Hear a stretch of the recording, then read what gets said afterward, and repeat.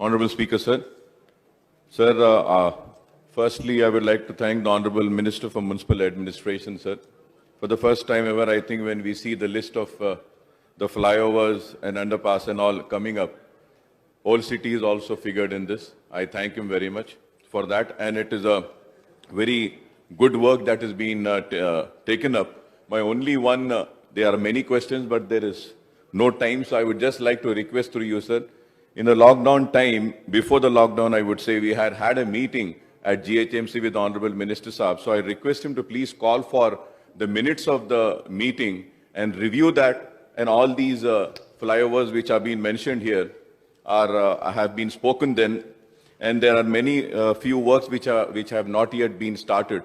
So through you, I request the Honorable Minister Saab to kindly review that and see that the work starts. Like Falaknuma, the work has not yet started, but rest of the works are going on. And I hope that the time which has been mentioned here, the flyovers would be completed, sir.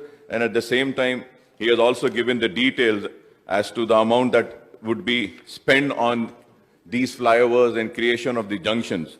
Sir, we are in Old City, there are many junctions which needs to be created. So we have given the list of that also. It is there in that list in the meeting what we have mentioned. I congratulate Minister Saab because it's not a small amount.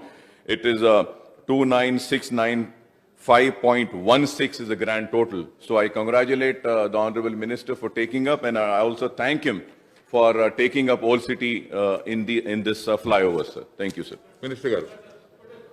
Akbaruddin Owaisi గారు old city గురించి అడిగారు అధ్యక్ష. ఇందులో ఎస్ఆర్డిపిలో old city projects కూడా చాలా ఉన్నాయి.